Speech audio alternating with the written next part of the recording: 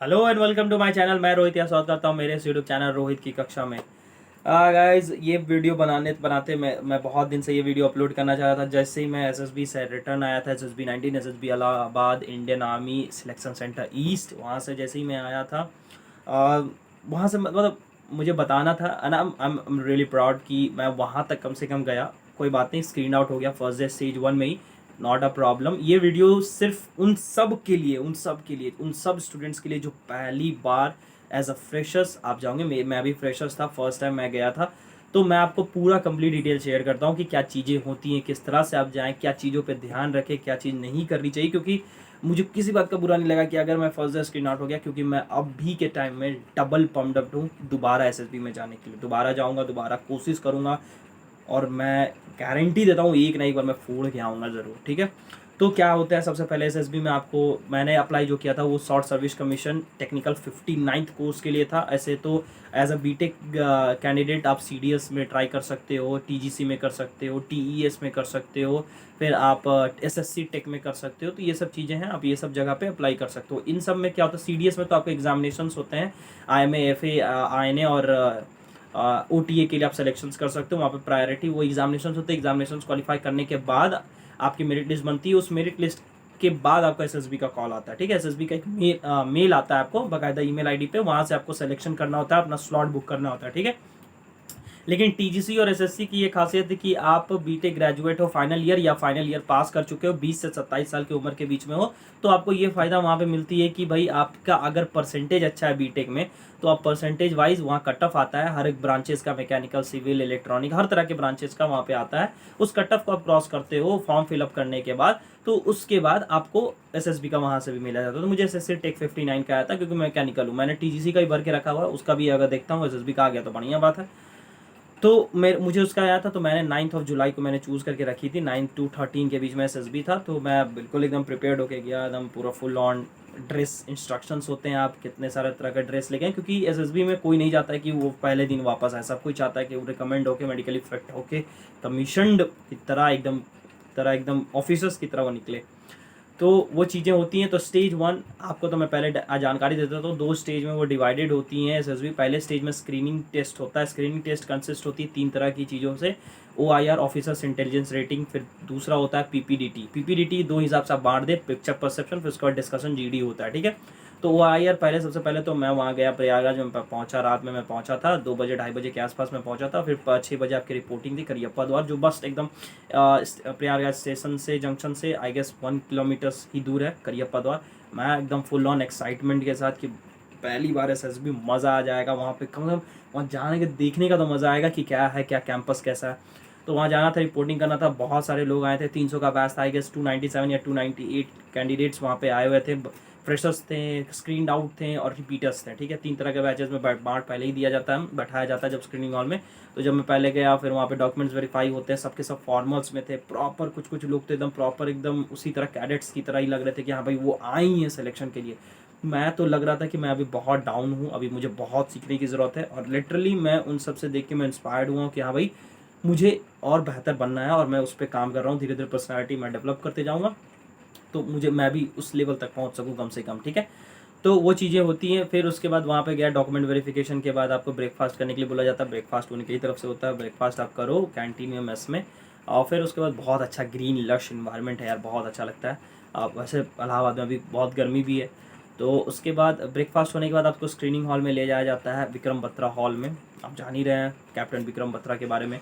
तो उनका बहुत बड़ा स्क्रीनिंग हॉल बनाया गया है, जहाँ पे 300 स्टूडेंट्स, फुल ऑन एसी मतलब एसी रूम है, बहुत बड़ा हॉल है, वहाँ पे बैठाया जाता है। वहाँ पे बैठने के बाद आपको सबसे पहले तो जो आते हैं वहाँ पे, जो भी इंस्ट्रक्टर्स होते हैं, एसएसर्स होते हैं, वो आपको आते हैं, बताते हैं, ग्रीट करते हैं सबसे पहले। और लिटरली इतना वो लोग प्रोफेशनल है, इतने बहुत पोलाइट वे में वो लोग बात करते हैं कि मतलब आपको कभी भी कुछ भी दिक्कत हो आप उनसे पूछ सकते हो। वो बार बार मौका भी देते हैं कि आप पूछ सकते हो कोई भी अगर आपको दिक्कत है। तो पहले आते हैं, ग्रीट करते हैं, आपको समझाते हैं। पहले तो आपको चेस्ट नंबर दे दिया जाता है, चेस्ट नंबर मिल जाता है। मेरा चेस्ट नंबर 62 था। तो ये सब चीज़ें फिर उसके बाद आपको मिलता है। उसके बाद मैं आपको आगे बताता हूँ कि कैसे कैसे और प्रोसेसेस चलती हैं। तो जब स्क्रीनिंग हॉल में वो इंस्ट्रक्शन दे रहे होते हैं ओआईआर के लिए, क्योंकि हम लोगों को पहले ओआईआर होता है, ऑफिसर्स इंटेलिजेंस रेटिंग, उस OIR में आपको 2 तरह के सेट्स दिए जाते हैं। बेसिकली वो रीजनिंग होता है, वर्बल और नॉन वर्बल रीजनिंग का, ठीक है।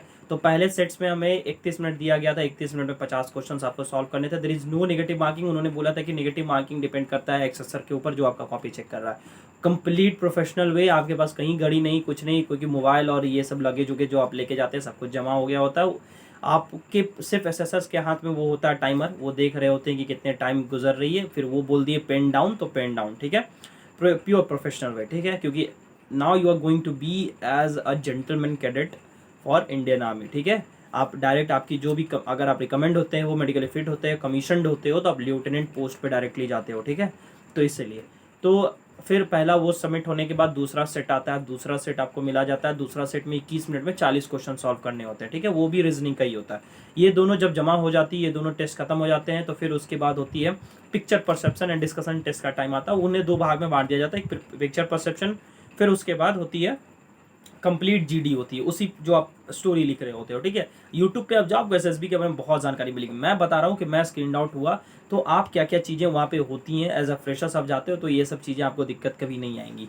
तो सबसे पहले पिक्चर आती है, 30 सेकंड्स की एक पिक्चर आपको शो की जाती है। It's kind of A hazy blur image आप बोल सकते हो। वो पिक्चर आपको जब दिखाई जाती है वो 30 सेकंड तक होती है। उसके बाद फॉलोइंग, ये सब इंस्ट्रक्टर्स आपको वहाँ पे पहले ही बता देते हैं, जो साइक होते हैं वो सब आपको बता देते हैं कि क्या क्या चीज़ें होंगी। तो आप उनके इंस्ट्रक्शंस को ध्यान से सुनेंगे तो आपको कोई दिक्कत नहीं होगी, ठीक है। तो वो पहले आपको क्लियरली समझा देते हैं। तो सबसे पहले एक ब्लर इमेज आती है 30 सेकंड्स के लिए, फिर वो फॉलोइंग 1 मिनट तुरंत, वो वहाँ कोई ब्रेक नहीं होता है, कोई टाइमर्स पहले से बता दिए होते हैं कि 30 सेकंड्स में तब तक पहले आप इमेज देखिए, फिर इमेज देखने के बाद तुरंत आपको एक 1 मिनट में आपको वो एक बॉक्स होता है उस पेपर शीट में। उस पेपर शीट में आपको लिखना होता है कि आपने कि नंबर ऑफ कैरेक्टर्स कितने देखे उन पिक्चर्स में, उनकी मूड क्या है, मेन कैरेक्टर क्या है, कौन मेल है कौन फीमेल, ये सब एज आप पहले लिखिए और अपना एक्शन लिखिए, मतलब थीम पहले से वहाँ पे बगल में आप लिख दीजिएगा कि थीम आपका क्या है उस स्टोरी का। फिर उसके बाद तुरंत स्टार्ट होता है 1 मिनट के बाद 4 मिनट्स का वो पूरा कंप्लीट, जहाँ पे आप स्टोरी लिख रहे होते हैं। स्टोरी में बहुत सारी चीज़ें मेंशन करनी होती है कि आप स्टोरी में बहुत अलग अलग चीज़ें घुमा फिरा के ना लिखे, डायरेक्ट मेन पॉइंट पे आए, सीधा सीधी कंटेंट लिखें आप अपना। फिर उसमें सॉल्यूशंस भी लिखना होता है, एक इंस्टेंट सॉल्यूशन। अगर आप कुछ भी ऐसा कुछ देख रहे होते हैं जो आप स्टोरी में परसेप्शन करते हैं, स्टोरी सबकी अपनी अपनी होती है, सबका अपना परसेप्शन होता है, वो वहाँ पे देखते हैं क्या उनको लगता है स्टोरी में, सब अपना अपना बनाते हैं स्टोरी।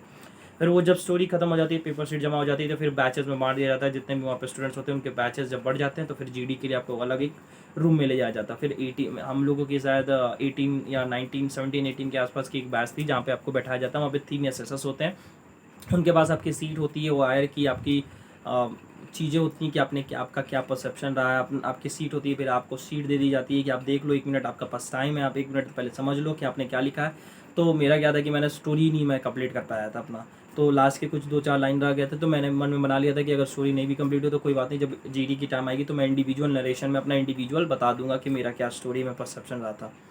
तो ये चीज़ें हुई थी। फिर उसके बाद जब 1 मिनट का सबसे पहले आपको कॉमन इंडिविजुअल नरेशन का टाइम मिलता है, तो मेरा इंडिविजुअल नरेशन बहुत अच्छा किया था। मैंने अपने बता दिया था कॉन्सेप्ट कि मैंने क्या सोचा था, पता नहीं उनको कैसा लगा नहीं लगा मैं तो नहीं जानता, लेकिन मैंने अपना पूरा 1 मिनट अच्छा से इस्तेमाल करके पूरा अच्छा समझा दिया था।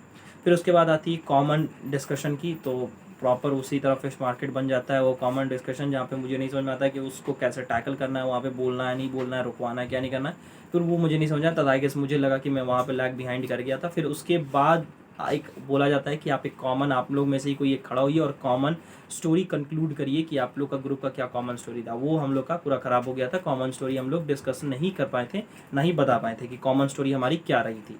तो वो चीज़ें हमें लगा कि लैग बिहाइंड हम लोग कर चुके हैं SSB में, तो मुझे लगा ही था कि वो इस बार फर्स्ट टाइम में तो मैं स्क्रीन आउट होने वाला हूँ। तो वो चीज़ें जब रिजल्ट्स आती हैं, फिर आप मतलब जब सब कुछ ये खत्म हो जाता है तो आप लंच करिए, लंच करके आप एकदम आराम से बैठिए स्क्रीनिंग हॉल में, वेट करिए सबका। तो जब सब आ जाते हैं, रिजल्ट्स आते हैं, तो कैंडिडेट्स जिनको लिया जाता है उसमें मैक्स टू मैक्स 99% फ्रेशर्स नहीं होते हैं, उसमें सबसे ज़्यादा रिपीटर्स और स्क्रीन आउट वाले कैंडिडेट्स होते हैं, क्योंकि आई गेस उनके पास एक्सपीरियंस होता है, उनके पास तरीका होता है, उनके पास बिहेवियर होता है। क्योंकि SSS सिर्फ आपके मार्क्स और सिर्फ आपके स्क्रीनिंग ये सब मार्क्स नहीं देख रहे, तो वो आपके बिहेवियर देख रहे थे, आपका पहनावा देखते हैं, आपका बातचीत करने का तरीका देखते हैं, GD में बात करने का तरीका देखते हैं, वो सब चीज़ें देख के ही आपको सेलेक्ट किया जाता है। तो उसमें कोई पार्शियलिटी बिल्कुल भी नहीं होती है, वो एकदम क्लीन ट्रांसपेरेंट सिलेक्शन होता है। उनको जो लगता है वो एकदम सही चुनते हैं, और मेरे ख्याल से उन्होंने जो भी लिया होगा सही लिया है, और मैं उस पर कोई क्वेश्चन नहीं है भाई। क्योंकि मैं अभी, मुझे खुद उस वक्त लगा अपने असेसमेंट्स देने के बावजूद कि हाँ, I need improvement in going before going to SSB, कि भाई मुझे ज़रूरत है अभी कुछ कुछ चीज़ों में सुधार करने के लिए, ड्रेसिंग सेंस में मुझे ज़रूरत है। मुझे लगा क्योंकि मैं बहुत लोगों को देख रहा था एकदम टॉप नॉच लेवल के, वो लोग एकदम फॉर्मल्स में थे, मुझे फॉर्मल्स में मैं भी था, मुझे नहीं लग रहा था कि मैं अच्छे फॉर्मल्स में हूँ, मुझे लग रहा था मुझे सुधार की ज़रूरत है। प्लस जीडी में बात करने का तरीका, बहुत सारी चीज़ें थी। मैंने तो पहले अपना स्टोरी भी नहीं कंप्लीट किया था, हो सकता है मेरा रीजनिंग में क्या होगा, क्योंकि वो रिजल्ट्स आपको बताते नहीं कि आपने कहाँ पे मिस्टेक की, बस आपको बताया जाता है कि किसका स्ट्रेन इन हुआ है, कौन स्ट्रेन आउट हुए हैं। तो आई गेस वहाँ पे 31 कैंडिडेट सेलेक्ट हुए थे और 265 टू 68 7 कैंडिडेट्स उसी सेम डे हम लोग रिटर्न हो चुके थे। तो फिर रिटर्न आ गया, फिर मैं इंतजार कर रहा हूँ नेक्स्ट एसएसबी के लिए। तब तक मैं प्रिपरेशन कर रहा हूँ लगातार, मैं अपने आप में वेट मेंटेन करने की कोशिश कर रहा हूँ, क्योंकि एक ओवर वेट मान लो कहीं आप एसएसबी में गए, स्क्रीन इन हो गए और बेहतर आपका गया पूरा एसएसबी, आप रिकमेंड हो गया, फिर मेडिकल उसी के बाद तुरंत स्टार्ट हो जाता है। मेडिकल में अगर आप वेट के इशू की वजह से आपको हटा दिया जाए तब तो फिर आपको ज़्यादा बुरा लगेगा। तो सब एसएसबी में जाने का मतलब ये होता है कि आप हर चीज़ से प्रिपेयर रहें, हर चीज़, इवन हर एक दिन के लिए प्रिपेयर रहें। सिर्फ आपके लिए वो नहीं मकसद होना चाहिए कि आप स्क्रीनिंग होने के लिए जा रहे हैं, वहाँ पे ये होना चाहिए कि आप सब चीज़ के लिए ओवरऑल प्रिपरेशन करके जा रहे हैं। तो ये सब चीज़ें हैं। तो बस यही रहा था मेरा एसएसबी का एक्सपीरियंस। फिर अगर आपको कोई भी दिक्कत हो आप बिल्कुल मैसेज करिए, टेलीग्राम ग्रुप का लिंक डिस्क्रिप्शन बॉक्स में, इंस्टाग्राम, ट्विटर, लिंक्डइन, हर चीज़ का है। आपको कोई भी हेल्प चाहिए होगा आप बिल्कुल बेखौफ आप मैसेज करिए। मैं हमेशा कमेंट बॉक्स भी तो ओपन है, कमेंट में भी इस्तेमाल कर सकते हैं। बाकी चैनल को आप सब्सक्राइब करिए, लाइक करिए और दोस्तों को भी बताइए। पहला मैं स्क्रीन आउट हुआ, मुझे बहुत अच्छा लगा, मैं बहुत खुश हुई इसी बात से। मैं नेक्स्ट टाइम जाने के लिए बिल्कुल तैयार हूँ। तो मिलता हूँ आगे के वीडियोज़ में, तब तक के लिए अपना ख्याल रखें, सेफ रहें, सुरक्षित रहें गाइस। Thank you, bye.